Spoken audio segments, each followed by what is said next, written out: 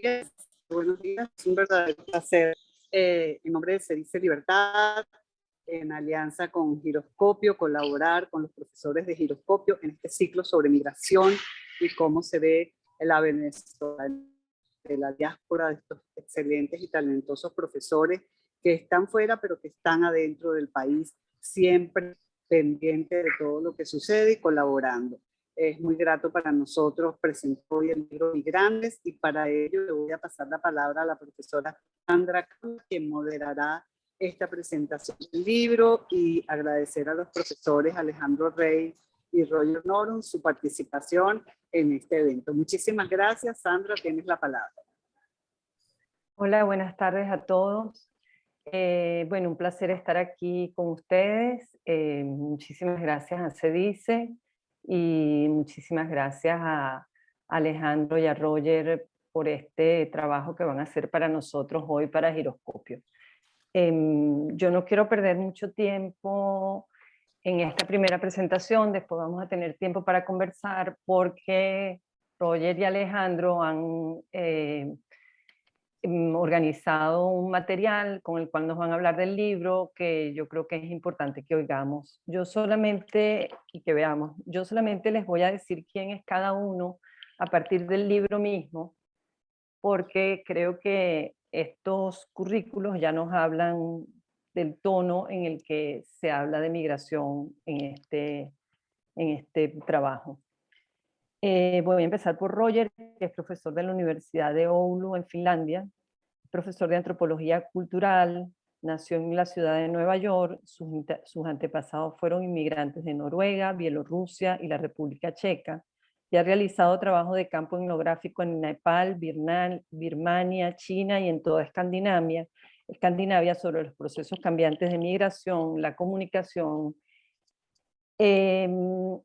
y el ambiente, principalmente entre comunidades transitorias y precarias. Obtuvo su maestría y doctorado en Oxford y su licenciatura en Cornell. Antes de formarse como antropólogo, trabajó como ayudante de maître en un restaurante chino, repartidor de helados, mecánico de automóviles, encargado de mudanzas, programador informático, empresario de internet, consultor de seguridad, traductor literario, escritor de viajes, fotógrafo, profesor de escritura creativa y promotor inmobiliario. Le gusta coleccionar muebles, arreglar autos, aprender idiomas y tocar la guitarra country. Alejandro Rey da clases de métodos antropológicos en la Universidad de Oxford. Es antropólogo, consultor y escritor enfocado en temas socioambientales, en especialización en la Amazonia. Es venezolano, argentino e italiano. Sus ancestros fueron migrantes del Abruzzo y de Cataluña, ha vivido entre distintos continentes desde temprana edad y hoy reside en España. Antes de estudiar antropología fue portero de teatro, actor y director, escritor freelance, productor editorial y museólogo. Obtuvo su doctorado y maestría en antropología social en la Universidad de Oxford y su licenciatura en filosofía en la Universidad Central de Venezuela. Ha realizado exposiciones, libros y revistas de divulgación científica, videos documentales y proyectos de conservación comunitaria, y ha participado en proyectos de salud y trabajo editorial para poblaciones indígenas. Recientemente ha desarrollado consultoría sobre salud y movilidad indígena, y en su tiempo libre fabrica muebles y proyecta excursiones en kayak. Decía que, bueno, a mí me parece una declaración de intenciones estos currículos, porque nos hablan de la diversidad de orígenes que tenemos todos nosotros y la diversidad de identidades e incluso de identidades profesionales. Y bueno, sin más, le dejo la palabra ya a Roger y Alejandro.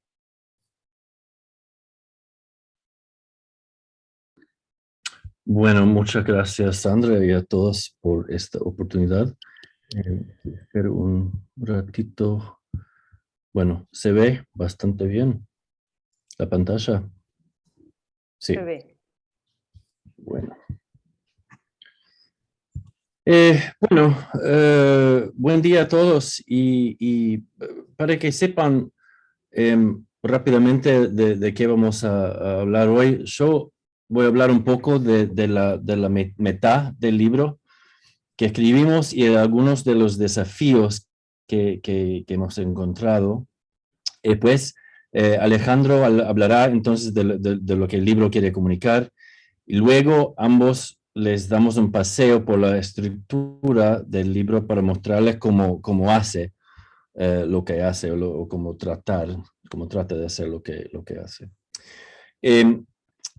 Bueno, para comenzar, queríamos escribir un libro para un público general, ¿no? Los dos somos académicos y pensamos que era necesario que alguien escribiera un libro que adoptara un enfoque crítico de la migración global contemporánea, pero que lo hiciera en un lenguaje accesible para personas no académicas. Y queríamos poder hablar a los alumnos y a otras personas que afortunadamente por ellos no leen las revistas académicas que tenemos que leer nosotros. Y también queríamos presentar una perspectiva equilibrada, ¿no? Para mostrar en una forma objetiva cómo los migrantes viven la migración, pero también cómo la viven los habitantes de las ciudades y pueblos a donde lleguen los emigrantes.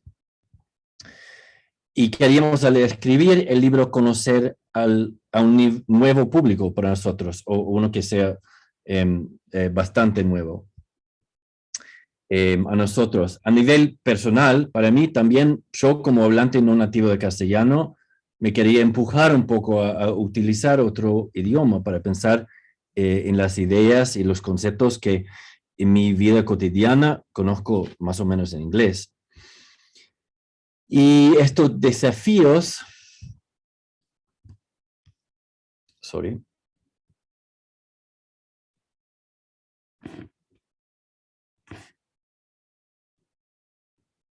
estos desafíos incluyen un largo proceso de escritura. Así que empezamos a escribir el libro en 2015. Finalmente se editó en 2017 y se imprimió en 2019. Y esta fue cosa muy difícil del proyecto, porque mientras lo escribíamos, ocurrieron, por ejemplo, 2015 en Europa, Trump, el Brexit. Así que la migración misma estaba en cambio sin parar, como por supuesto lo están muchos de los temas sobre los que escribimos, mientras lo estamos escribiéndolos. El mundo no se para para que los académicos se tocan la barba y piensen en ello. Y luego, una vez que el libro se publicó, ocurrió lo de COVID, que no hizo fácil difundir un objeto físico.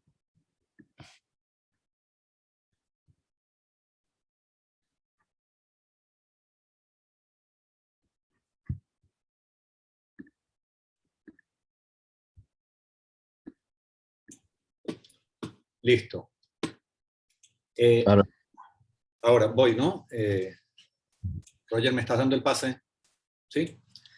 ¿Qué es lo que hace el libro? El libro básicamente tiene 6 capítulos cargados de información y datos con ejemplos breves y estudios de caso en los que se pueden localizar las paradojas y las contradicciones que definen el fenómeno a diferentes escalas. Y el tema de las escalas es fundamental. Obviamente a nivel local, regional, nacional, global, pero en términos de gobernanza y bienestar, en estas diferentes escalas, comercio mundial, desarrollo humano, emprendimiento social individual, supervivencia. Tratamos de poner todas estas facetas en la discusión que da origen entre nosotros, además que da origen al desarrollo de cada uno de los capítulos del libro. Hay una idea clave que se nos plantea el reto, de esto nos damos cuenta desde el comienzo, de hacer un mapa, una cartografía de un paisaje que está en permanente movimiento, y esto en sí mismo es muy interesante como tarea, ¿no? Está escrito en un lenguaje accesible para cualquier lector educado, tiene citas numeradas en el texto y referencias en los márgenes, de manera que el lector pueda ver en un vistazo las fuentes y la conversación con la literatura que estamos manteniendo los autores y los lectores, ¿no? La experiencia vivida, la experiencia en sí mismo de los migrantes, vivida por ellos, está en el centro de la narración.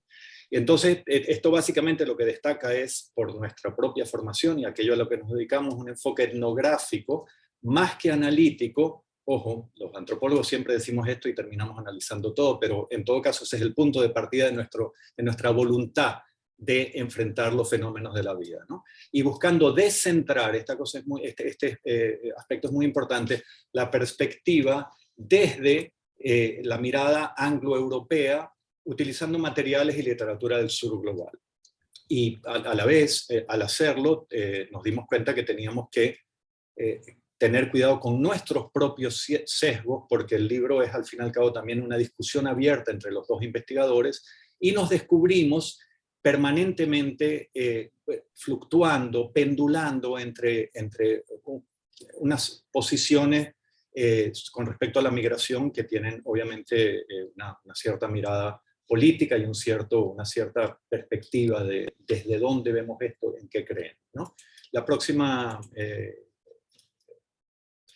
Entonces, a grandes rasgos, estos son los capítulos del libro, cada uno de ellos, aquí los ven con sus títulos, ¿no?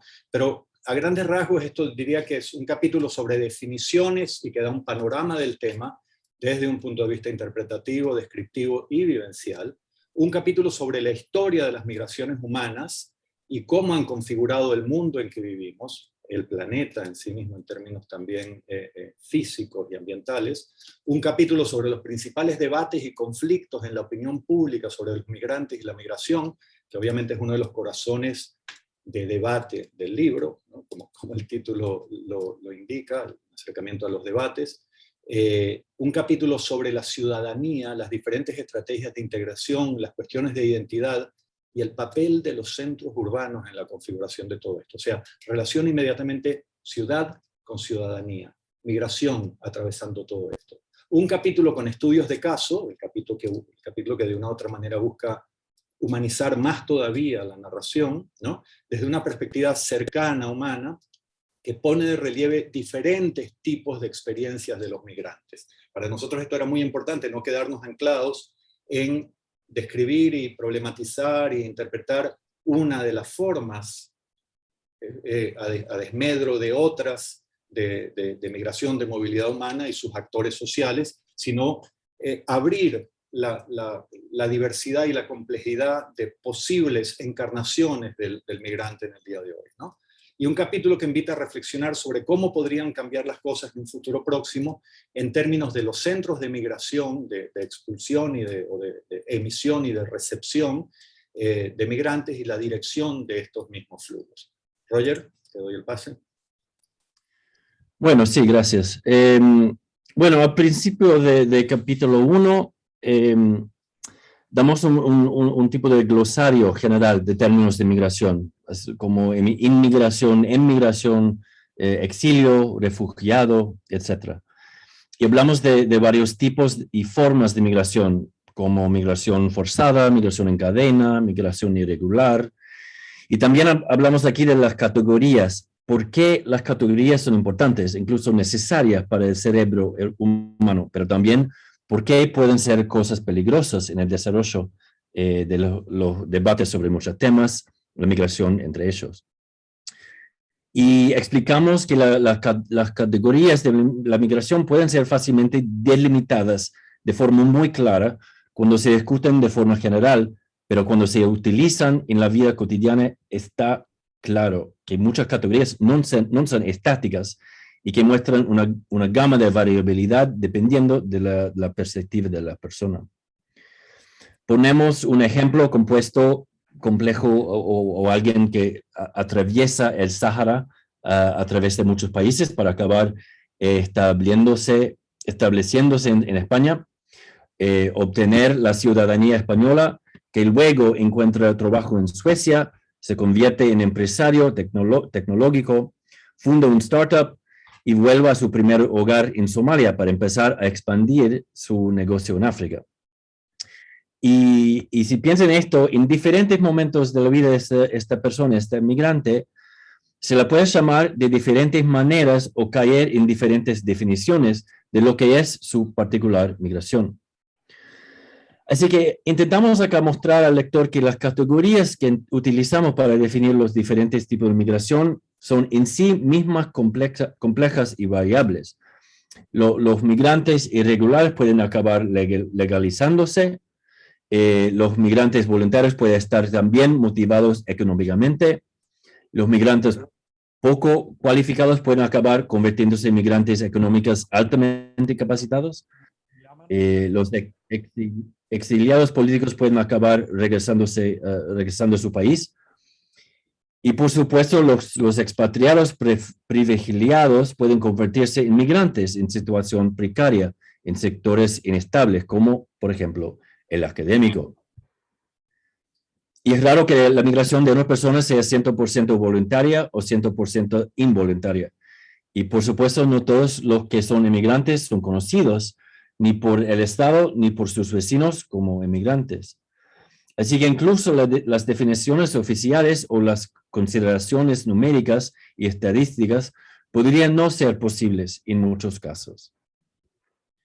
También hablamos en el primer capítulo de las movilidades virtuales y las nuevas formas de trabajo virtual a través de tecnologías que privilegian la movilidad como TaskRabbit, Uber o Zoom. Y hablamos del crecimiento de la clase creativa de la industria tecnológica, mostrando nuevas formas de movimiento, lo que no siempre se utilizan en el mismo sentido cuando mucha gente habla de migración. Lo que explica por qué podemos oír a los políticos decir queremos buenos migrantes, pero no malos. Y explicamos también algunas de las ideas básicas en torno a la tierra, el territorio, las fronteras y la identidad. Y discutimos lo que a menudo se consideran las ventajas y las desventajas estereotipadas de la migración.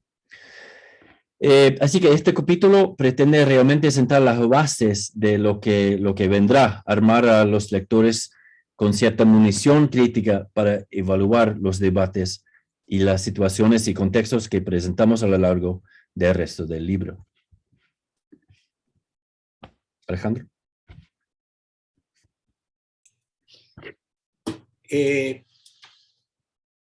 El capítulo 2 de nuestro libro es básicamente un recorrido, un breve recorrido por la enorme historia de las migraciones de la especie humana, básicamente. Y lo que intenta en términos de su como tarea comunicativa, interpretativa, es proveer casos y cifras históricas comparativas que nos permitan ilustrar las recurrencias y las diferencias, lo que se repite una y otra vez a lo largo de la historia humana con la migración, las formas de migración, los momentos y las causas de migración, e integrar a partir de este refrescamiento con esta visión histórica, la interpretación de la migración sobre el trasfondo de este recorrido histórico. Es una visión general de las migraciones humanas desde una perspectiva de historia global, pero al mismo tiempo salpicada de estudios de casos locales por historiadores que han trabajado puntualmente sobre situaciones de migración en diferentes espacios, ¿no?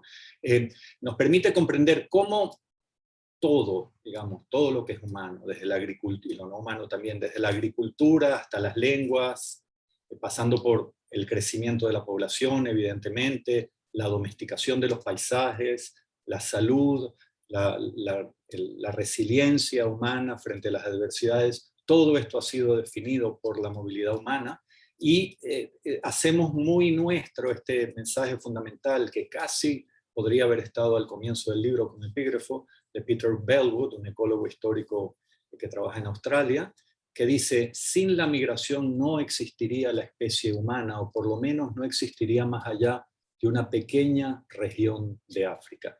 Que quede claro que nosotros, y eso es uno de nuestros objetivos, casi como predicadores desde el espacio en el que estamos, desde nuestros púlpitos, no solo académicos, sino de involucramiento con la gente, nosotros partimos de la base y pensamos que la migración tiene un efecto humanizante, y cuando decimos humanizante, que hace crecer en complejidad, en riqueza, en matices, en puntos de fricción, conflicto y encuentro y posibles nuevas síntesis, la experiencia de lo humano. Por lo cual, esto que claramente es nuestra posición como intérpretes, como analistas y como personas, es al mismo tiempo, como decía al comienzo, uno de nuestros propios sesgos que tenemos que estar vigilando a lo largo del recorrido y el debate que da lugar al libro, porque esta posición a favor y a la larga, básicamente celebratoria del fenómeno de la movilidad humana, no nos puede nunca llevar a dejar de entender, a dejar de reconocer los sentimientos de insatisfacción, de rechazo, todas las fricciones sociales que ocurren en muchos lugares frente a la migración. Hacerlo, no reconocer esto a partir de nuestra propia apuesta por la migración como fenómeno humano fundamental, implicaría que estamos dejando de reconocer lo que está ocurriendo en el campo social, ¿no? La próxima, por favor. Entonces, precisamente en este espíritu dedicamos un capítulo central, que yo creo que es el capítulo que mucha gente va a querer leer antes que otro, ¿no? A 5 o 6 grandes debates clave que tienen que ver con la migración. Y obviamente nos metemos en el tema de las migraciones, las razones económicas de la migración, el impacto de los migrantes en los salarios, las nuevas oportunidades que crean los migrantes. Nos preguntamos directamente, ¿los migrantes mejoran o empeoran la economía? ¿Pueden los migrantes invertir el envejecimiento de la población, por ejemplo, europea, o en otros sitios donde las tasas de natalidades han bajado de una manera enorme, que suele ocurrir en los países desarrollados con altos índices de bienestar social? Los inmigrantes debilitan o salvan los sistemas de bienestar. Es cierto que los migrantes destruyen la identidad de las naciones. Por supuesto, esa sección nos lleva a preguntarnos, y nosotros como antropólogos nos encanta ese debate, ¿qué es eso de la identidad, ¿no? Ahí nos acercamos a la paradoja liberal, lo que se ha llamado entre los estudiosos de la migración la paradoja liberal, que es el tema fundamental de que en un mundo globalizado donde se promueve desde los estados, las democracias liberales, la apertura del mercado, la circulación libre de mercancías, de producción. A la vez, los estados necesitan la circulación fluida de fuerza de trabajo desde sitios donde falta, hasta sitios donde hay mucha. A la vez, los estados están permanentemente en una situación de estar poniendo trabas a la migración, y esto pone en cuestión los mismos valores liberales que teóricamente organizan la construcción de estos estados. Por supuesto, nosotros como antropólogos también esto nos lleva a hacer un análisis crítico de la construcción del Estado-Nación y sus dificultades y los desafíos a los cuales se ve sometido, por ejemplo, por las fuerzas populistas que intentan frenar la migración utilizando argumentos que tienen que ver precisamente con las identidades, ¿no? y con la baja, los salarios, las fuentes de trabajo en momentos específicamente de crisis, ¿no? Y esto nos lleva obviamente también a poner un ojo muy, muy importante en todo este tema de lo que se ha llamado la globalización desde abajo, el movimiento de comunidades transnacionales y movimiento de personas con emprendimientos menores que de todas maneras van enriqueciendo de una manera muy particular los mercados y las sociedades locales, ¿no? Al fin y al cabo, lo que hacemos es abordar los distintos debates y propiciando su contextualización a partir nuevamente de la evidencia de las capacidades de gestión productiva y de la acogida de los migrantes en diferentes contextos. No hay una respuesta única a estas preguntas que nos hacemos, aunque en términos generales es evidente que se confirma lo que es lo que nosotros hemos encontrado a partir de estudiar el tema, que es que los migrantes tienen una capacidad de movilizar y enriquecer a medio, a largo plazo, las situaciones sociales, económicas de los lugares donde se mueven. Y todo esto, este reajuste y enriquecimiento gradual de los paisajes sociales, culturales y económicos de los lugares a donde migran, de las regiones y de las naciones, es al fin y al cabo lo que tiene que ser tomado en cuenta por los políticos si tuviéramos en el lugar de líderes políticos y responsables de los gobiernos más personas con esta visión amplia y no atrapadas o secuestradas por el día a día de la pequeña trifulca electoral y de lograr votos para conseguir el poder, cosa que obviamente es un poco un deseo, ¿no? Un wishful thinking, pero que es el tipo de mensaje que permanentemente queremos mandar. Próxima.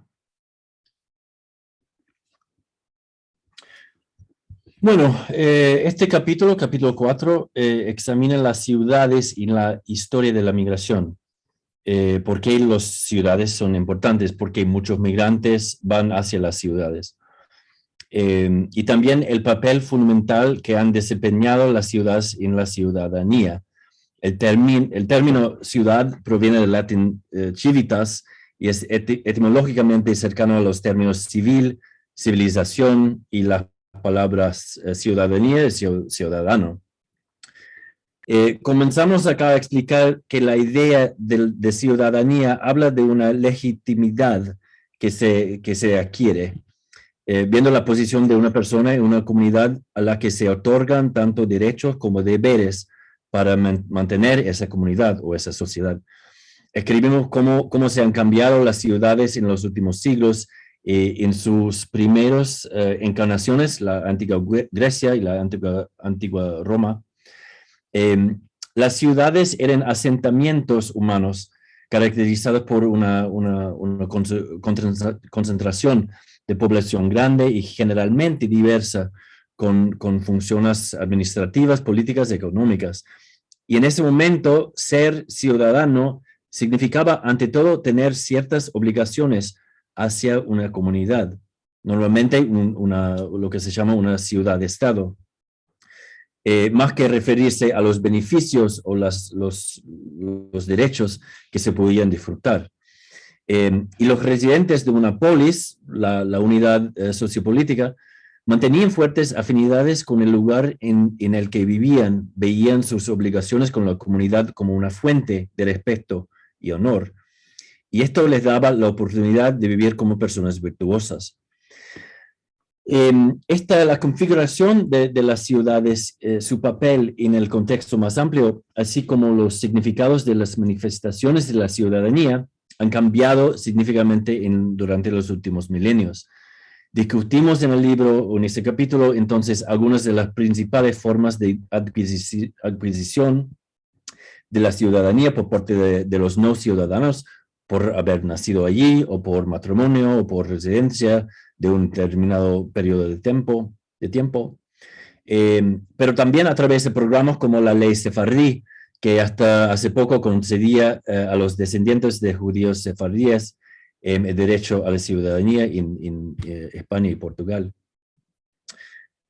Hablamos también de la tarjeta verde de los Estados Unidos y la tarjeta azul europea, y de la ciudadanía por inversión, con la que han jugado recientemente lugares como Malta, Hungría, Brasil y otros países.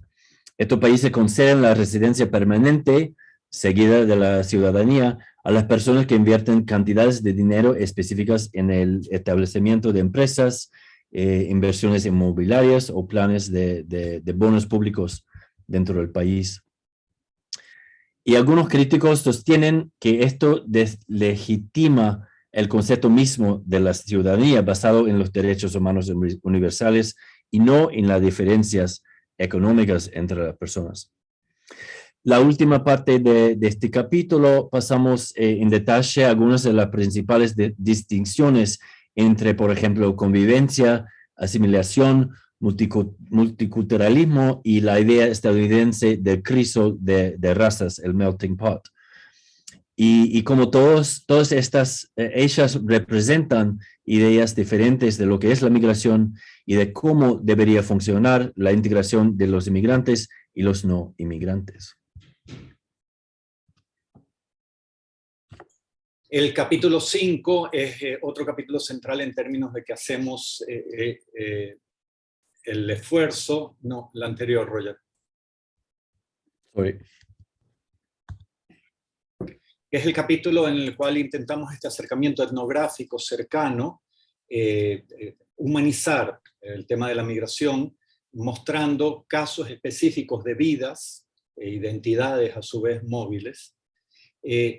Por ejemplo, un migrante sirio que negocia de qué manera va atravesando fronteras europeas para llegar a Suecia, la forma en que se reinventa la identidad de Senegal en los escenarios internacionales, en giras de Grupo Nacional de Danza, por los artistas que son precisamente de una región conflictiva de Senegal, que tiene intenciones separatistas y que intenta afirmar su diferencia en el país, pero que sin embargo, al integrarse en la capital, a la Compañía Nacional de Danza, reinventa y redefine por la fuerza del folclore, de las tradiciones dancísticas del sitio, redefine el ballet nacional y la identidad nacional a partir de esto, y lo que se ve en el mundo como identidad nacional senegalesa, de hecho, ha pasado este tránsito de una región con migrantes internos que han redefinido quiénes son como país, ¿no? El ciclo laboral de décadas en Caracas de una trabajadora doméstica colombiana que va sufriendo, flotando, sufriendo, peleando, trabajando entre las mareas de aceptación y rechazo xenófobo que se han dado en diferentes momentos en Venezuela, con el caso, poniendo el énfasis en el último momento de lo que ella atestigua, que es este momento en el cual se expulsan migrantes y por la frontera se expulsan colombianos y se les echa la culpa de la criminalidad del país, recientemente, hace pocos años. Una inmigrante italiana de la posguerra, que hizo su vida en Argentina y que vuelve a su pueblo cuando ya está sobre los 80 años y ve los grupos neofascistas y tiene una especie de pequeño déjà vu de lo que ella vivió, que la hizo irse de ahí, en Italia. El periplo de exilios continuos de un hijo de universidad, un niño que después va creciendo, hijo de universitarios argentinos, que se mueve entre América y Europa, empujado por las situaciones políticas, por las crisis políticas de América Latina y al mismo tiempo por los destinos académicos de sus padres, y cómo va, a diferencia de sus hermanos, definiendo su identidad personal, su identidad cultural de una manera distinta a los otros, y cómo esta movilidad permite formas de identificación agentiva y inercial, que estos son dos detalles importantes que ponemos sobre la mesa, distintos para diferentes personas. La vida en movimiento de un alto gerente de business francés de orígenes hispano-argelinos, que es lo que suele llamarse un expatriado profesional que trabaja en el mundo de los negocios.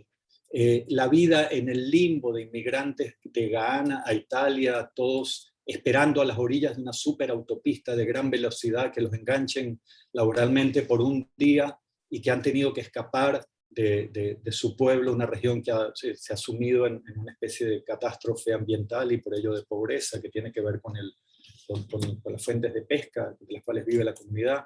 Como ven, son formas muy distintas de mirar los casos de migrantes, y aquí el concepto clave para nosotros es que las experiencias migratorias pueden verse las experiencias, hablamos, en el entrelazamiento de emprendimientos agentivos, voluntarios y a veces forzados, experiencias individuales y colectivas, y las formulaciones de la identidad.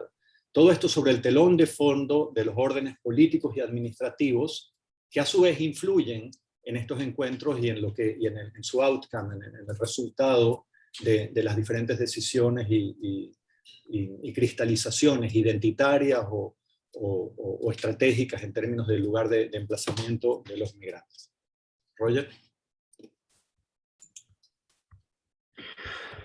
Bueno, al final, capítulo 6, en este último y breve capítulo de resumen, comenzamos con algunas de las imágenes que definieron en muchos lugares el mundo durante el verano de 2015. Cientos de miles de migrantes sirios a las puertas de Europa, en balsas, trenes, autobuses o a pie, amontanados frente a la estación de ferrocarril de Budapest, o en vagones de tren, camión de Viena, caminando por el arcén de autopista hacia München, o bien saltando las puertas de Eurostar en Calais. Y la idea acá, al hacerlo, era traer realmente al lector a la época contemporánea, ¿no? De todo lo que hicimos antes en el libro, hacer que mirara a su alrededor y tratara de ver lo que ve en el contexto de todos los debates y argumentos que hemos presentado en los capítulos anteriores. Así que planteamos acá una serie de preguntas importantes. Por ejemplo, ¿cómo serán las trayectorias migratorias del planeta en el futuro? ¿Serán los países emisores de inmigrantes los países receptores del mañana? Explicamos que la gestión de la migración y sus efectos sociales seguirán siendo un reto tanto para los países receptores como para los emisores.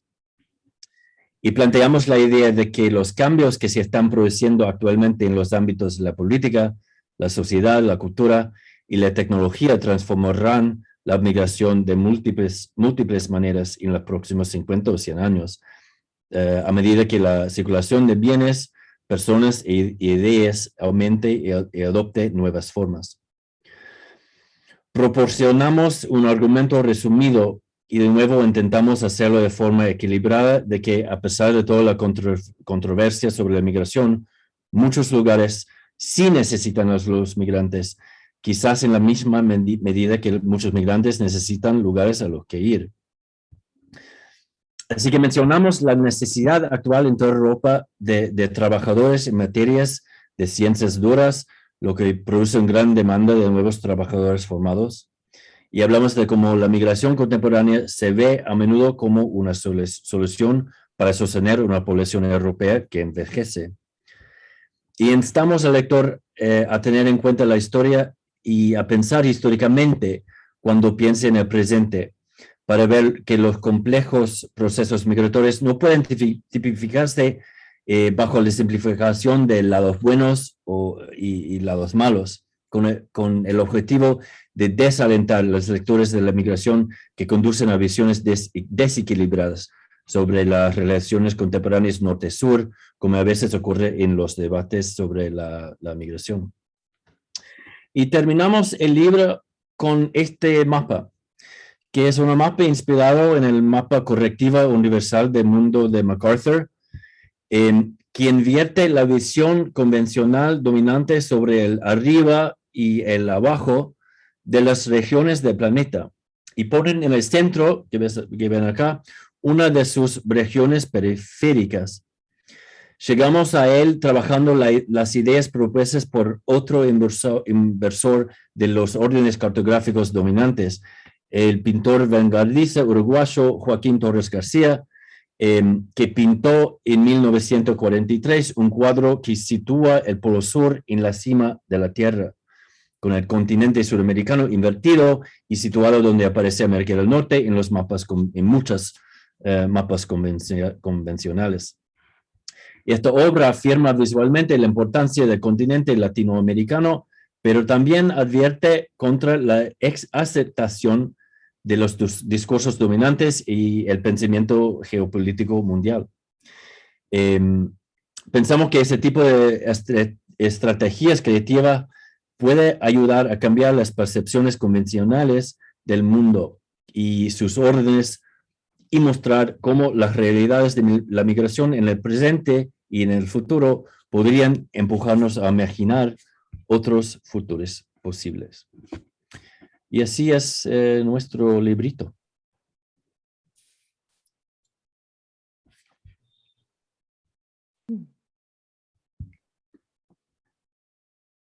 Creo que... ¿Aló? Alejandro, no sé si quieres concluir con algo o empezamos con una ronda de conversación. No, yo nada más pediría que les doy la palabra, digamos, te doy la palabra a ti, obviamente, y a nuestros oyentes para poder discutir estos temas. Bueno, lo primero que les quiero decir a los dos es que nos han llegado felicitaciones por el libro y por la exposición y agradecimiento de parte de los oyentes. Bueno, yo no sé si ustedes lo saben, los que nos están oyendo, pero yo había tenido ya la oportunidad de hacerle una entrevista a Alejandro a partir de este libro, pero no había tenido oportunidad de hablar con los dos autores, con Roger y con Alejandro. Entonces, mi primera pregunta, y me disculpan que adelante mi pregunta a las que tengo de los espectadores, es ¿qué fue lo más interesante o exigente para ustedes al escribir este libro, trabajando además en conjunto? ¿Quién quiere comenzar? Sí, bueno, exigente era escribir un libro, ¿no? Un libro entero. Nunca lo había hecho en mi vida o un libro así. Y muy interesante para mí era el pensar en detalles pequeños, ¿no? Y el pensar como más alto, ¿no? En general. Me encantó mucho la idea que estamos convirtiendo o tratando de convertir o ayudar a nuestros lectores a ser más críticos, no solo sobre el tema de la migración, pero en su vida. Y no sé, eso me gustó mucho y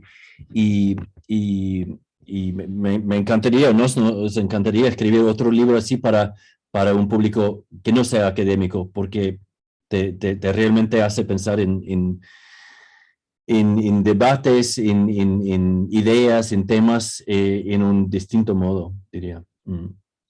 Yo creo Alejandro. que en términos de exigencia, una cosa clave es el hecho de que estamos forzando todo el tiempo a salirnos de los hábitos, las formas de argumentación y las formas de escritura con las cuales estamos ocupados diariamente cuando estamos escribiendo papers o presentaciones para conferencias en términos académicos, en los cuales hay como formas y modos específicos de argumentar y terminar de apoyar en un cierto debate algo de lo que estás diciendo. Por ejemplo, dices esto, y todo eso nos conecta con el tema de las complejidades y las inequidades del mundo. Y todo eso nos comenta con el creciente problema del cambio climático y cómo este está afectando la situación de la gente. Por ejemplo, por decir algo, cuando tú resuelves con esas líneas en el campo académico, estás diciendo, inmediatamente conectas a los oyentes con un campo de lecturas y con un campo de debates, una cierta literatura con las cuales están familiarizados. Eso no lo puedes hacer en un libro de este tipo, porque la gente no está en eso. Tú lo que tienes es que ser mucho más explicativo, analítico, presentar, pero además hacerlo de una manera en la que no te quedes atrapado en tus propios. En un momento yo le planteé al editor, ¿no te parece que esta idea es buena? Que hay un triángulo interpretativo entre tal y tal cosa y tal cosa, y el editor, que tiene la mirada del público, dice, bueno, sí, debe ser muy interesante lo que estás diciendo, pero es complejo, ¿no? Y a mí no me parecía, yo lo volví a leer y dije, claro, estoy hablando desde mi propio preaching, desde mi propia religión, que es la religión en la cual nos movemos cada día. Ojo, tanto Roger como yo venimos de haber sido no académicos y más bien divulgadores. Roger trabajó en publicidad, yo trabajé en escritura, yo soy museólogo, o sea, hice divulgación científica por muchísimos años, todavía la hago. No es que no supiéramos cómo hacer esto, pero como estamos ahora metidos en otra identidad profesional, tenemos que forzarnos a estos cambios todo el tiempo, ¿no? Mira, una pregunta práctica. ¿Dónde se puede conseguir el libro? Depende de dónde estés. En España y en Europa, la mejor forma de llegar a él es un portal que se llama Todos Tus Libros, porque ahí se le compra directamente a los libreros. Por supuesto, se puede conseguir en Amazon en cualquier lugar del mundo, pero eso de todostuslibros.com, para anotarlo aquí. todostuslibros.com, si no me equivoco. Okay. Es el portal de los libreros españoles. Entonces ahí el libro que pides sale de una librería, lo cual quiere decir que pasa por todo el circuito de comercialización que funciona y apoya, digamos, a toda la gente del sector. En Amazon apoya a Amazon, por supuesto, ¿no? O sea, a la gran corporación, pero se consigue, lo cual es maravilloso, nosotros no nos quejamos. ¿En Venezuela? En Venezuela yo creo que solo se puede conseguir en Amazon. En Colombia se encuentra en las librerías. En Chile se encuentra también en las librerías.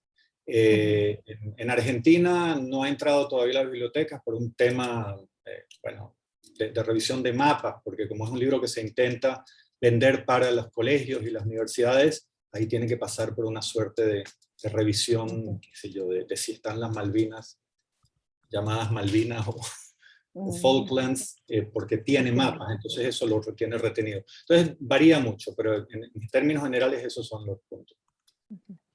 Aquí una de las personas que nos está oyendo me dice que me hace esta pregunta. En el libro ustedes tratan de mostrar que la migración es un proceso complejo, pero a la vez tan natural como el ser humano. ¿Hay algún comentario que puedan hacernos sobre la migración forzada y progresiva en países como Siria o Venezuela? Bueno, el libro dedica varios estudios de caso al tema de los refugiados, de las migraciones forzadas, de la tragedia, digamos, involucrada en términos de experiencias humanas en estas formas de migración forzada. Y obviamente a mí esto, en el caso venezolano, lo tengo muy vivo por el hecho de que es lo que ya sabemos que está pasando en nuestro país, ¿no? El libro dedica una parte muy importante a narrar qué es lo que ocurre en esas situaciones. Al mismo tiempo, las otras formas de movilidad que no son estas también están presentes. Ahora, si la pregunta va dirigida a qué comentario podemos hacer sobre esto, lo que está ocurriendo en estos procesos de migración forzada no es distinto a lo que en este momento, por ejemplo, en Venezuela, en el Mediterráneo, bueno, el caso ahora terrible de los haitianos que están parados en Colombia intentando cruzar las selvas del Darién para llegar a Estados Unidos. Es una cosa tremenda. Alguien se podría acordar que Haití es un país básicamente deforestado, ¿no? Con una penuria socioambiental terrible. Esta gente va a intentar atravesar una de las selvas más densas y mejor conservadas tropicales del mundo.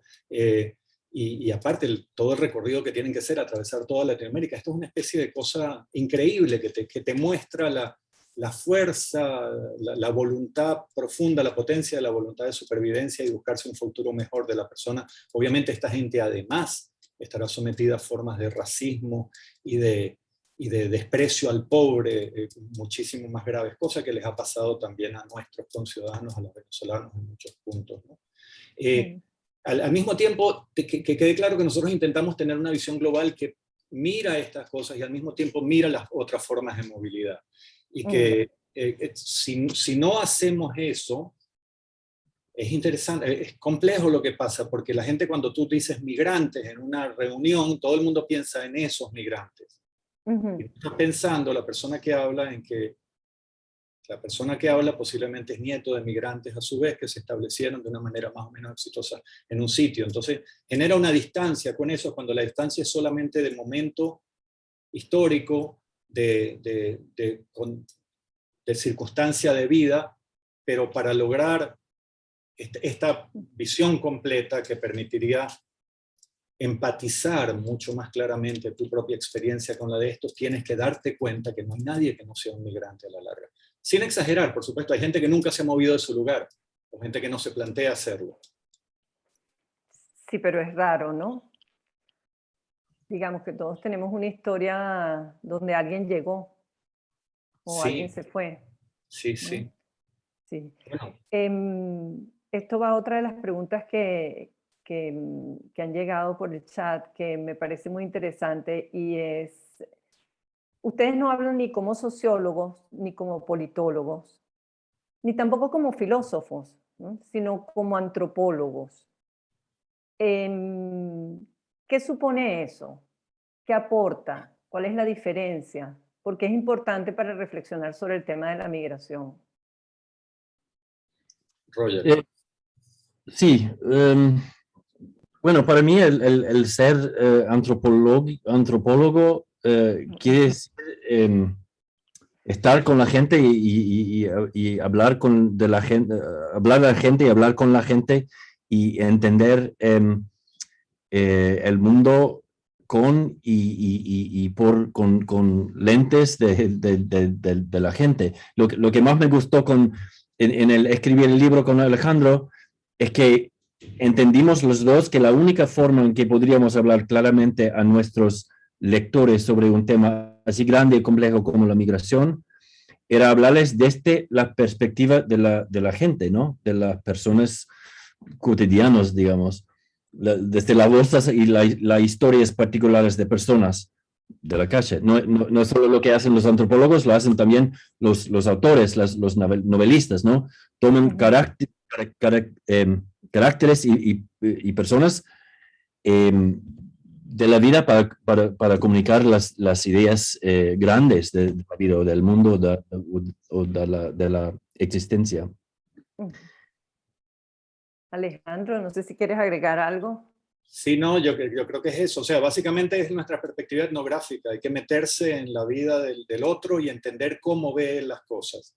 Pero esto tiene que ser a partir de una involucración con esas experiencias, no a partir, y ahí es donde nosotros empezamos a decir, no como los sociólogos, no como los politólogos, no como los economistas, sino obviamente tanto lo sociológico, además somos antropólogos sociales formados en Inglaterra, o sea que en el fondo somos un poco sociólogos también.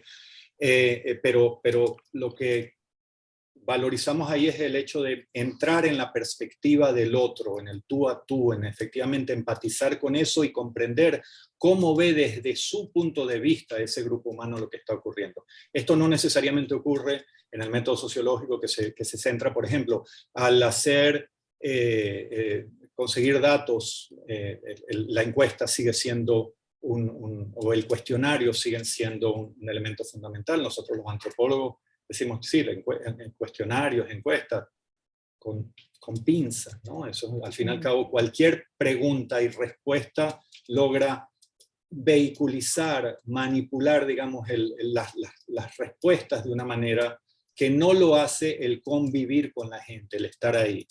O sea, eso es lo que los antropólogos buscamos, preguntar lo menos posible, darnos cuenta de lo que ocurre. El economista, pero por supuesto todos los datos que nos provee son maravillosos, hacemos uso de ellos todo el tiempo, pero a la vez está mirando cómo se mueve el mercado, cómo se mueve, o sea, son cosas que son al fin y al cabo abstracciones interpretativas, aparatos para mirar la realidad. Y ahí está el punto clave. Qué sé yo, nos gustaría discutir muchos temas políticos, como esto decía, influye en la crisis del liberalismo, en las crisis de las democracias liberales, pero no lo vamos a hacer, digamos, desde el punto de vista filosófico, o desde el punto de vista de un politólogo que, bueno, ya la democracia desde tiempos de Platón, Sócrates nos venía diciendo que esto y esto y esto y esto. Sí, no, ya va. ¿Cómo la vive la gente? Eso está muy bien.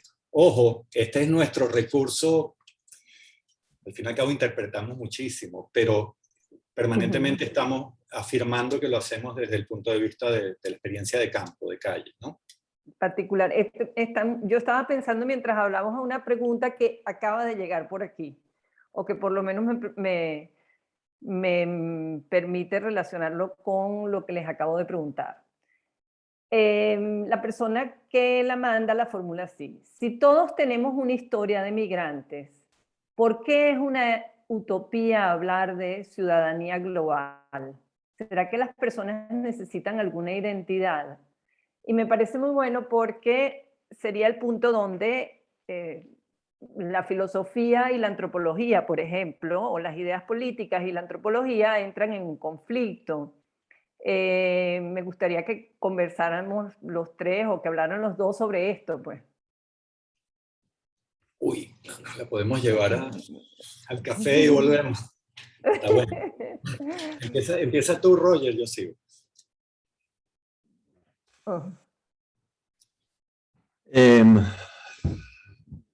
Me tengo que pensar un poco.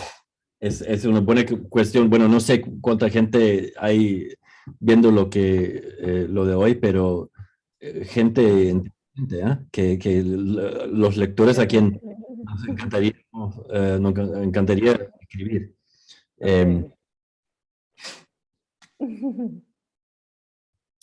Ahí hay un tema clave en la pregunta, hay un tema clave que tiene que ver con la identidad. Nosotros decimos claramente en el libro, y eso es una cosa que decimos todos los antropólogos, las identidades se reconstruyen, cambian, son móviles, lo cual no quiere decir que sean puramente voluntarias y agentivas. Digamos, las identidades están lo que obviamente los antropólogos no creen, a diferencia de los discursos políticos dominantes, es que las identidades están determinadas históricamente de una manera inescapable. Mentira.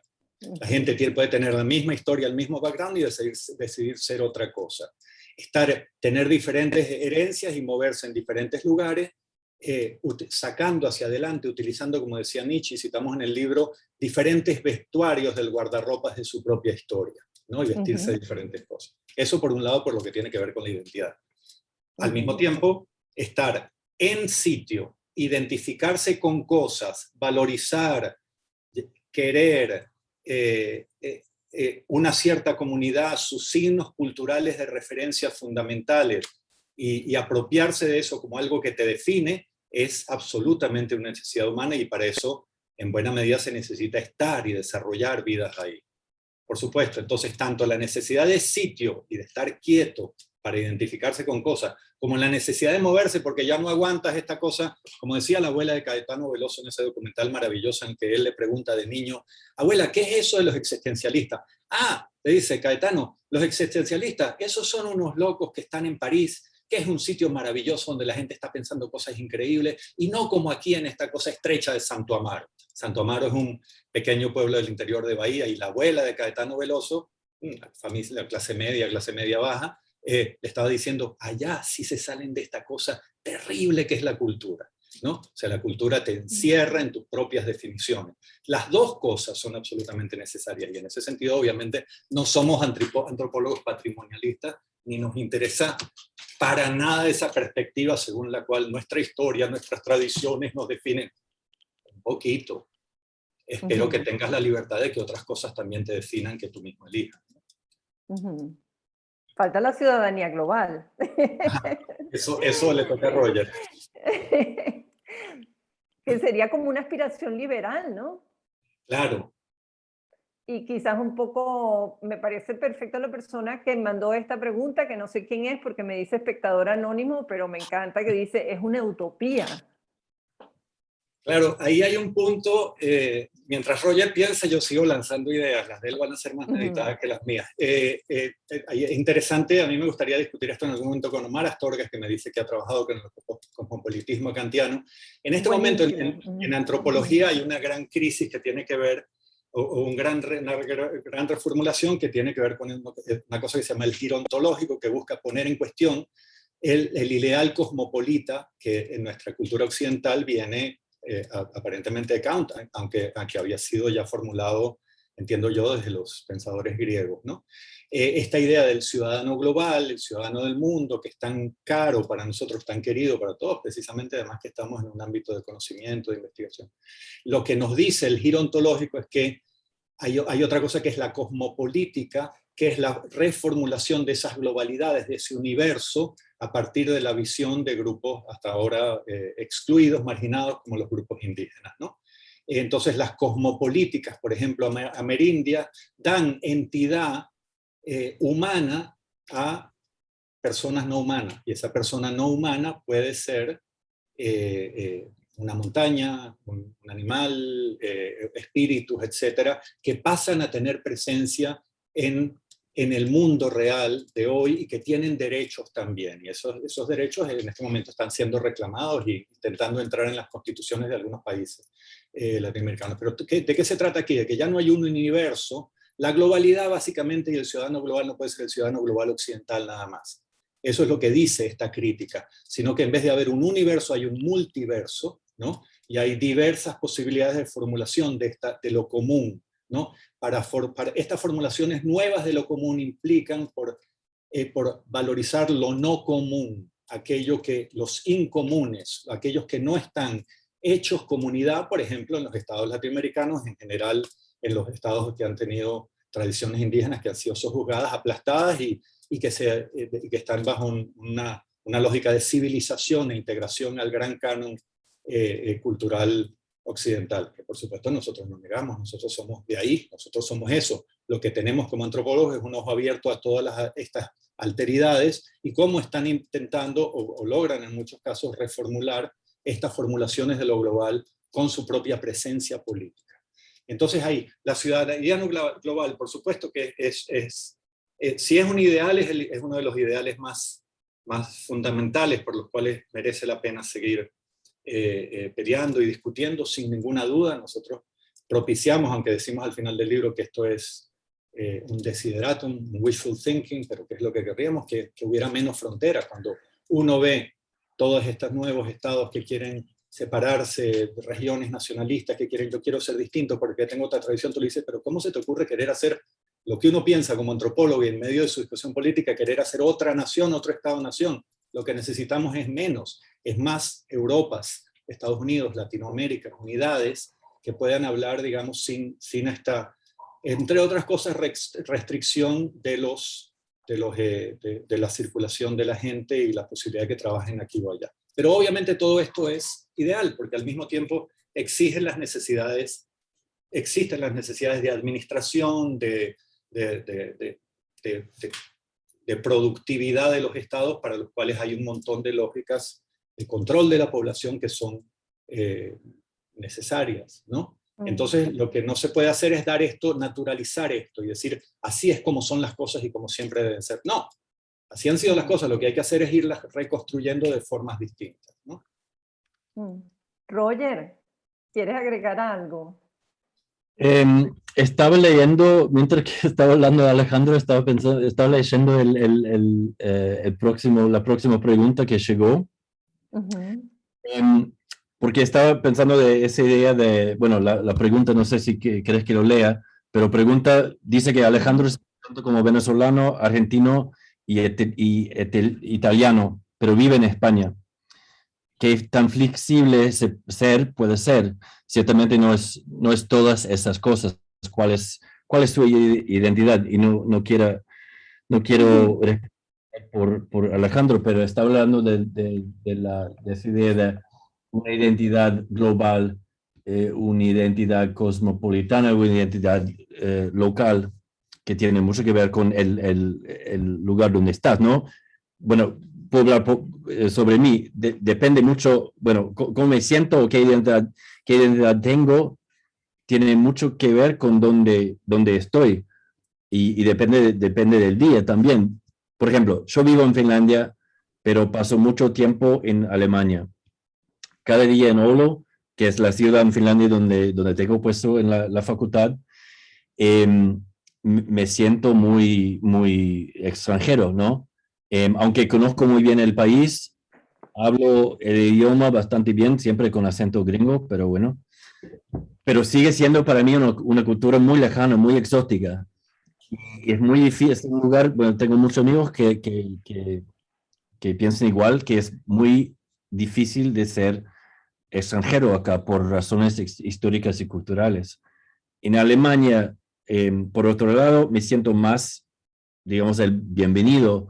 No es que me siento alemán para nada. Soy muy orgulloso de ser neoyorquino o estadounidense, pero me siento distinto allí con respecto al otro, acá puede ser en letras mayúsculas o minúsculas.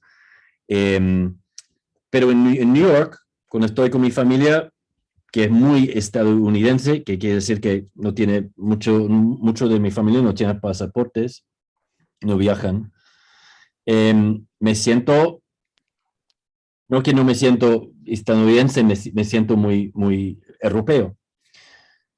Así que para mí la identidad o el ser, bueno, acá en ese caso que pregunta el lector venezolano, argentino o italiano, para mí por ahí finlandés, alemán, estadounidense, tengo familia en Noruega, a veces si estoy en Oslo, me siento una conexión a ese país, a esa gente. Así que es muy situado y muy contextual, ¿no? Yo no puedo decir que soy así o me siento así, porque depende de con quién estoy o de dónde estoy o si brilla el sol ese día.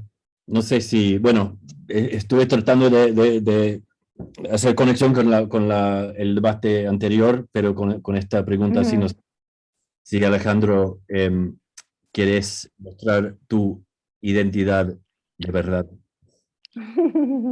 Es interesante la pregunta porque, bueno, me increpa directamente y si uno ha postulado que las identidades, digamos, que hay que relativizar las identidades y que no hay que quedar atrapado en su determinación, no correspondería que yo dijera yo soy tal cosa, ¿no? Pero bueno, pero al fin y al cabo sí ocurre y decir que uno, dependiendo del contexto en el cual se mueve, puede hacer uso de diferentes partes de sus ancestros, yo creo que eso es cierto. Roger, en muchas situaciones en las que me veía interactuando socialmente, por ejemplo en un pub en Inglaterra, decía, no, ahí llegó el italiano y puso la ópera a funcionar, ¿no? Claro, porque era algo que tenía que ver sencillamente con la gestualidad, con la manera, con cómo hablaba, con un cierto histrionismo que se asocia con lo latino en general, ¿no? Y efectivamente en ciertos países del norte de Europa esas cosas se ven como mucho más, son más apaciguadas, ¿no? Hasta que hay un poquito de licor, después ya no.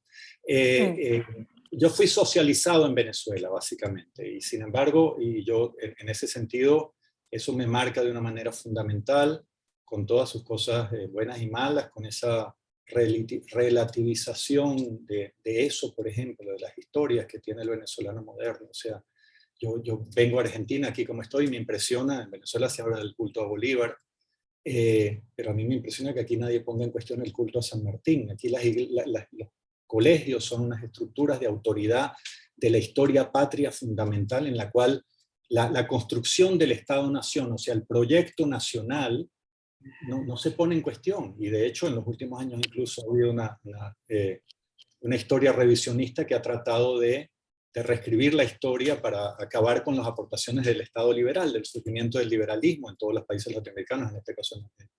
Entonces, ese tema, y eso obviamente a mí me genera mucho rechazo, porque el lugar de donde vengo, Venezuela, o donde me crié, con todo el tema que puede haber con el culto a los héroes, etcétera, hay la impronta de la modernidad fue tan fuerte que la gente tiene una cierta ligereza al momento de definirse y moverse entre una cosa y otra. Aquí les agradecen el espectador anónimo, que lo quiero conocer. Gracias por mostrar que no hay tal cosa como identidad, sino individuos con experiencias únicas. Yo también se los agradezco. Y respecto a lo que comentó Roger, que me gustó mucho, yo tenía una pregunta por acá anotada, a medida que fue en algún momento de la exposición. Era cuando se referían a nosotros y ellos con el asunto de la identidad.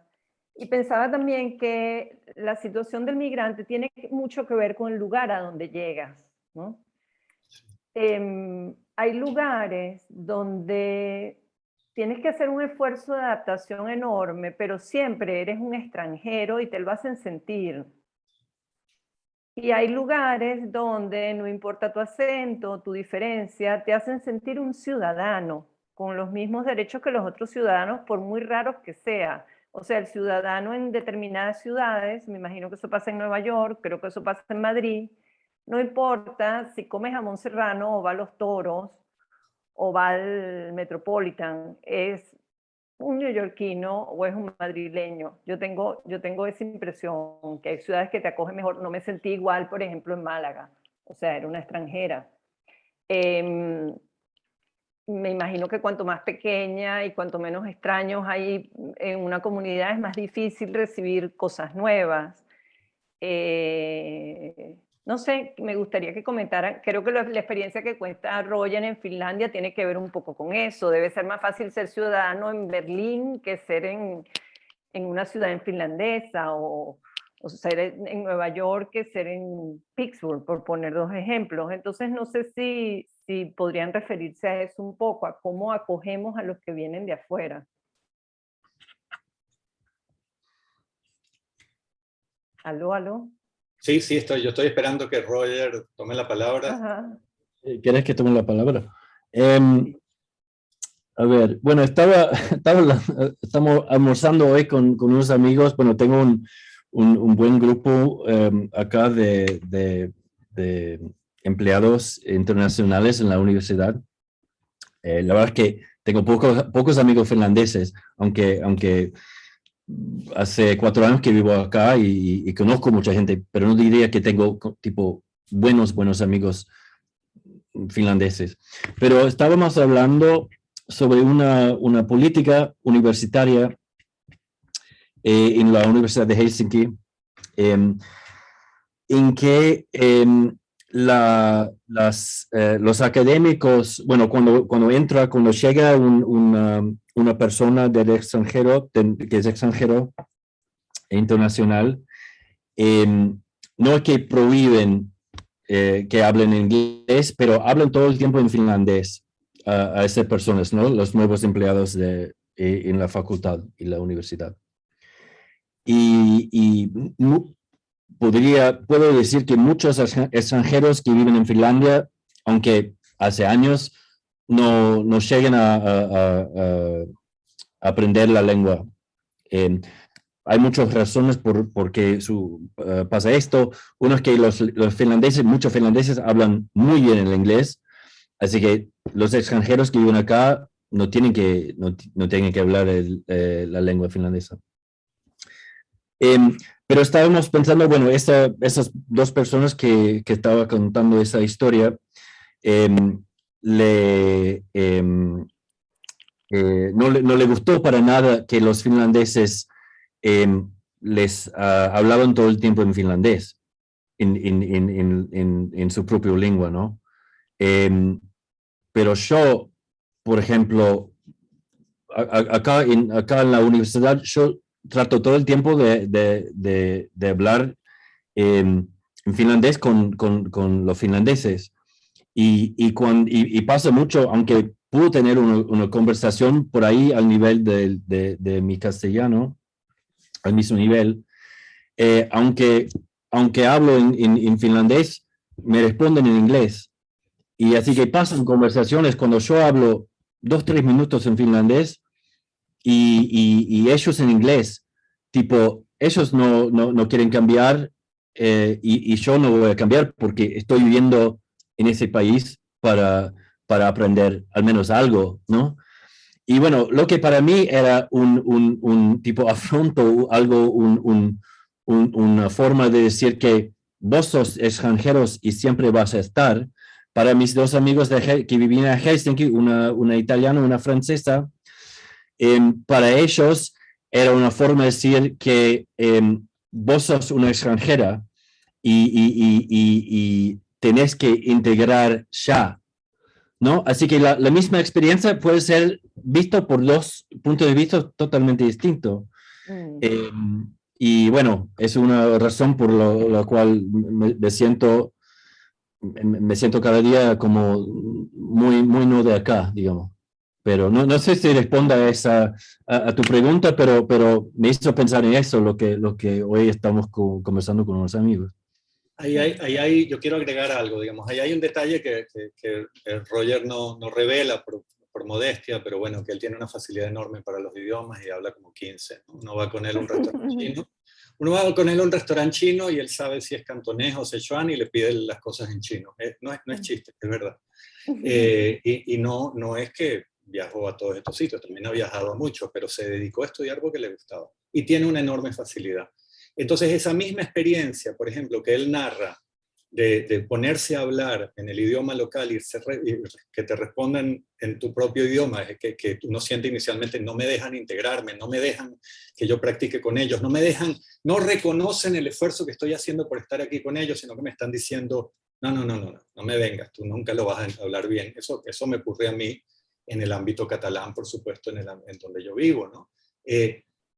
Conectando con la pregunta anterior, efectivamente, la identidad, no se puede decir que no hay tal cosa como identidad, al contrario, las identidades están permanentemente siendo utilizadas para cosas y siendo reforzadas. Y la impresión que nosotros tenemos, y eso se dice mucho en los estudios de la etnicidad y nacionalismo, tanto Roger como yo hemos sido alumnos de David Gellner, que viene por su padre de una herencia de haber trabajado el tema del nacionalismo de una manera fundamental. Y como antropólogos pensamos, y en general es lo que dice esta escuela, que la identidad no se convierte en un problema hasta que la gente se siente amenazada, pero no amenazada culturalmente, amenazada económicamente, amenazada socialmente, amenazada en el orden de construcción de sus vidas diariamente. Entonces, a partir de ahí, ¿qué es lo que ocurre en los países catalanos? ¿Qué es lo que ocurre en una cantidad de otras cosas? Si durante mucho tiempo se ha reprimido una lengua, ¿no? Como ocurrió en España muchísimo tiempo, regional, hay una reacción en contra en la cual la afirmación de lo local y de los signos distintivos, lo que Freud llamaba, y mencionamos en el libro, el narcisismo de la pequeña diferencia que me hace a mí distinto y no igual al resto de los humanos que me rodean, es necesario utilizar eso como algo que se convierte en una cosa fundamental. Reinvención de tradiciones, por supuesto, ¿no? Hobsbawm, eso permanentemente ocurre. Ustedes habrán leído posiblemente esos textos en los cuales la falda de escocesa no tiene nada que ver con una tradición medieval, sino que es una cosa que se inventó en tal momento. Las fiestas del lugar donde yo vivo las hace todo el mundo en un pequeño pueblo, son fiestas religiosas y se hacen sentir como si vinieran desde la Edad Media, en realidad empezaron en los años 50 o 40, y a partir de ahí reatrapan la historia y se reclaman que siempre hemos sido así, no como ustedes que están llegando que no saben nada de esto. Ustedes que están llegando son de pronto un montón de latinos, ¿no? Distintos, de otro color, con otro acento, etcétera, etcétera, que agarran rápidamente todos los negocios de call centers y de transferir dinero y empiezan a vitalizar de una manera distinta el centro y ponen, digamos, negocios de arepas colombianas o de comida venezolana, y entonces vienen los marroquíes a comer ahí, pero también los españoles, entonces todo eso desbarata. Ante todo ese desbarate, porque efectivamente ahí sí nos volvemos, y como antropólogos siempre pensamos que hay algunas cosas que son universales humanos, al espacio en el cual no me siento amenazado, que es el familiar, que es el de lo que siempre he tenido, que no tiene por qué ser tan importante si no estás amenazado, y más bien te abres a los demás. En general, la experiencia venezolana te permite darte cuenta de eso, porque la gente es muy fluida con eso. En momentos en que hay amenazas, también aparece el discurso xenófobo, por supuesto, racista, etc. Pero tiene que ver con eso, en la experiencia humana. Roger habla mucho de eso, todavía estamos en un tema que estamos trabajando, si de una u otra manera el tema de diferenciar, el libro habla mucho de eso, diferenciar nosotros de los otros, nosotros de ellos, es una pulsión fundamental, cultural y natural, quizá humana, pero hemos sido muchísimos más milenios, cazadores, recolectores en pequeños grupos que tienen que poder defenderse de otros, compitiendo por el mismo espacio posiblemente, que lo que somos ahora, ¿no? Y entonces, de una u otra manera, nuestros sistemas cognitivos responden a ese temor al otro de una manera rápida. Pero por supuesto, nuestra cultura, nuestra educación, nuestra ciudadanía global, una cantidad de otros recursos culturales nos permiten relativizar esa necesidad de la identidad como algo que te diferencie y te confronte con el otro. Pero decir que no existe la identidad es tan idealista como decir que la raza no existe. Por supuesto, el concepto de raza no existe biológicamente, eso no implica que la gente no hable de raza todo el tiempo. Tiene vida social el contexto, el concepto, el de identidad también. Sí, pero lo que yo creo que está diciendo el espectador anónimo, y creo que ustedes han sostenido, y yo quisiera agregar, es que lo que no existe en la identidad es como la respuesta a una esencia. O sea, la identidad no sería una esencia eterna e inmóvil, sino es algo que también tiene una historia, se construye, cambia, o sea, tiene una convencionalidad como la convencionalidad de la lengua. Es algo construido, pero no podemos decidir arbitrariamente que cambie. Por supuesto, totalmente. Creo que es un poco lo que se quiere decir cuando se critica el concepto de identidad. Totalmente, sí, de eso sí, tal cual, no es una esencia. Al lector yo le recomendaría dos lecturas fundamentales, uno es Inventing Tradition, la invención de las tradiciones, los dos están traducidos, por supuesto, de Hobsbawm, y el otro es Comunidades Imaginadas, de Benedict Anderson, ¿no? Entre esos dos libros, digamos, ese tema se entiende muy bien. Voy a pasarles dos preguntas más. Pero antes quería avisarles que en la sesión pasada el profesor Omar Astorga hizo una exposición muy buena del cosmopolitismo kantiano para los que la quieran oír. Una de las preguntas es esta, que me llegó por chat aquí. ¿Qué opinan de la migración china en el mundo? ¿Cuál es el pronóstico dada su expansión económica desde finales del siglo XIX? No sé si es un tema del que puedan hablar, la migración china.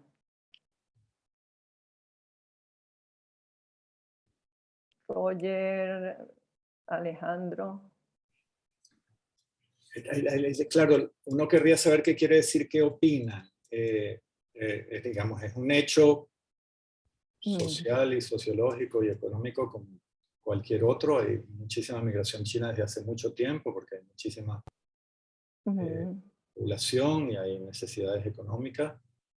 Los chinos han sufrido, así como los grupos, como otros grupos marginales, muchísimo racismo y han sido constructores fundamentales, de la misma manera como se suele asociar históricamente el hecho de que el liberalismo y el libre mercado y los derechos del hombre y el ciudadano con toda su formulación moderna, de la cual somos herencia, pudo expandirse en el mundo a partir de después del mercantilismo con la revolución industrial, gracias al trabajo de los esclavos africanos, ¿no? En las plantaciones de Estados Unidos, que es una forma lateral y distinta y crítica de ver el surgimiento del liberalismo. Los chinos fueron los que construyeron, por ejemplo, buena parte de la infraestructura del oeste que permitió la unificación de Estados Unidos. Y el nivel de racismo que sufrieron los chinos fue fundamental, pero los chinos siguen sufriendo racismo hoy, a cada día, en los países latinoamericanos, en el pueblo mismo. Quítate, chino, ¿no? Mira, el chino me dijo que tal cosa, ¿no? Y no me vengan con ese cuento tan típicamente venezolano. Sí, pero es que es simpático. Simpático nada. Simpático si no eres chino que te dicen eso. Simpático si no utilizan permanentemente tu identidad histórica o tu identidad cultural como el eje diferenciador que además es lo que te define. Dame portugués, ¿no? En la panadería. Portu, dame el cafecito. De pronto él querría que le digan Joao o que le digan Pedro, como se llame, ¿no? Pero inmediatamente el uso de eso, por supuesto que en los países latinos todo eso está dentro de una cosa mucho más de camaradería, de juego, etcétera, y tampoco jamás yo adheriría a esa formulación fundamentalista de origen norteamericana y que ahora está por todos lados, que no se puede mencionar el origen diferenciador étnico, no sé qué, que no se le puede decir a mi negra, mi negro. Eso es obviamente fundamentalismo progresista ridículo, absolutamente. Pero hay muchos matices no reconocidos dentro de las formas de racismo que tenemos hacia el otro, y con los chinos eso es clarísimo. Pero sigo sin saber bien de qué se trata la pregunta. ¿Qué opinamos de la migración china? Está por todos lados. Sí, no sé si la persona quiere explicar un poco mejor la pregunta, pero fíjate que la está relacionando con la expansión económica de China desde el siglo XX. Entonces, durante el siglo XX. Entonces... Quisiera solo por ahí comentar un poco sobre esto, que lo que estaba diciendo Alejandro es que históricamente los chinos podemos decir que eran más pobres, pero hoy, bueno, lo que acabo de explicar un poco, que es la expansión industrial, económica de China como un gran poder del mundo, que es más migración de ricos, ¿no? Sí. Así que es un ejemplo que la migración, o más bien las ideas sobre quién es un migrante, o quién se mueve, o por qué, son históricamente, tiene que ser históricamente contextualizado, ¿no? Porque históricamente China era un cierto tipo de país, hoy por razones históricas es más, bueno, tiene más plata, tiene más poder, así que las ideas también, no digo que no sea, bueno, sigue siendo racismo contra los chinos, como hace 300 años, como hace 100 años, como hace 50 años. Pero las ideas sobre por qué una persona se emigra y qué valor tiene esa migración, tiene que ser contextual, ¿no? Tiene que ser situada en el país en que está la persona, la situación económica o sociocultural o económica de formación de esa persona. Así que, bueno, es un buen ejemplo de que como un país en 50 años puede cambiar 180 grados, 100% en términos fiscales, también qué se considera un migrante y por qué, y qué valores se asocia con esa persona. Se puede cambiar en 5 o 10 años hasta, ¿no? Por otra parte, obviamente, por ejemplo, The Anti-Politics Machine, Roger, como el autor. Ferguson. Ferguson, sí, el antropólogo político Ferguson ha hecho mucho trabajo sobre los enclaves productivos en lugares de África, algunos de los cuales están, y la socióloga Saskia Sassen también se ha dedicado a mirar estos enclaves productivos y el enorme apoyo al desarrollo a partir de la construcción de infraestructuras en los países africanos y en lugares donde hay grandes extensiones de terreno y recursos naturales, digamos, valiosos por parte de China, que aparentemente tienen una especie de componente de apoyo sencillamente al desarrollo, y hay obviamente un esfuerzo muy grande por establecer puntas de lanza de su propia influencia regional. Esto en África es clarísimo, ahora también en Latinoamérica, obviamente, y a partir de los gobiernos de eso que se llama no sé, la década rosada, o no sé qué, como llamaron a los gobiernos de izquierda en la década. Marea rosa. La marea rosa, exactamente. Bueno, está lleno de emprendimientos con capital chino. Pero ¿por qué menciono a Ferguson? Y además a una compañera nuestra en Oxford que trabajó precisamente sobre la construcción de carreteras en África por parte de equipos de trabajo chinos. Miriam Driessen, y tiene un libro publicado ya sobre el tema, el racismo que hay de los chinos hacia los locales en estos países es impresionante. Y además, esta sensación de quedarme dentro de mi propio universo étnico y mirar al extraño a pesar de que este sea su país, como una gente con la cual no te tratas con la misma comunidad, también obviamente lo hacen los chinos. No hay nadie, no hay comunidad humana en la cual el rechazo al otro, el racismo, todos sus diferentes matices, no pueda surgir en el momento en que sea necesario para los fines específicos que esté en ese momento cumpliendo, ¿no? Sin embargo, y volviendo al libro, como decía Roger, al final, en el último capítulo, nosotros de una manera no hacemos una predicción absoluta, pero sí decimos, es muy posible que vaya, como está ocurriendo cada vez, vaya a haber más migración desde países desarrollados a esas economías que son las economías en crecimiento más explosivo, como son China y la India, y donde va a hacer falta, y van a haber cosas que se van a agotar en los mercados laborales locales, o sea que va a haber otro tipo de restricciones, y ya no podemos hablar de lo mismo, de los mismos flujos, y el temor de Occidente a ser inundado por aliens, se modifica y van a ser los otros los que van a que están creciendo económicamente, los que van a restringir la llegada de estos europeos en el suelo, que no pueden quedarse en su país, en Europa, etcétera, ¿no? O sea, todo esto,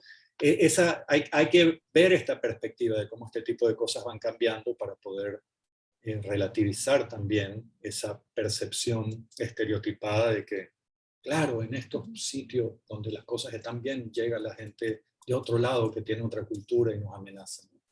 Sí, eso es una cosa muy interesante del libro, lo recordé ahora, que los números no respaldan la percepción que uno tiene, ¿no? Sí. Quizás podríamos que hablaran un poquito sobre eso, y para cerrar, sobre la relación entre el miedo, sobre la aporofobia, la relación entre el miedo a la migración y y el rechazo de los pobres, y ya podríamos ir cerrando con eso, los números y el rechazo a la pobreza o a los migrantes pobres, y después yo haría el cierre, si les parece. Roger, ¿comentas tú el trabajo del juego de los números? Sobre las estadísticas, o por ahí mejor. Sí, suele haber una... ¿Tú le explicas, Alejandro? Yo creo que Roger lo tiene más fresco que yo, pero yo también lo puedo explicar dependiendo, sí. No, si le explicas la pregunta, perdón, si le explicas... La sección del libro en la cual hablamos de cómo, a partir del trabajo de estos investigadores que que analizaron los grandes números que se dan sobre la migración por la ONU, por las ONG, por la Organización Internacional de las Migraciones, por los estados, y cómo hay una percepción distorsionada, pero sobre todo porque hay una manipulación de las cifras totales, siempre a favor del que está presentando el tema, ¿no? Abel, el trabajo de Abel. Sí, no, estoy buscando, por ahí si podés explicarlo vos un poco, y yo muestro el imagen acá, porque me parece interesante que lo espera, es acá. O sea, básicamente el trabajo de estos Abel and Sanders en el 2014, diría yo, no sé exactamente ahora la fecha del trabajo, ellos hacen un análisis de varias cosas, como por un lado las cifras que suelen dar los organismos que tienen que ver con el control de la migración, los organismos internacionales, están sesgados a favor de sus propias causas, y cuando dicen en este momento se está moviendo más gente de fuera de sus países de orígenes que en ningún otro momento de la historia, resulta que si lo comparas en términos globales, resulta que en este momento la parte de la población que es móvil es algo así como el 3.5%, en otras épocas, en la época de la gran migración hasta la migración europea hacia América, hacia la América, todo eso se estaba moviendo el 4%, o sea, aquello era mayor que esto.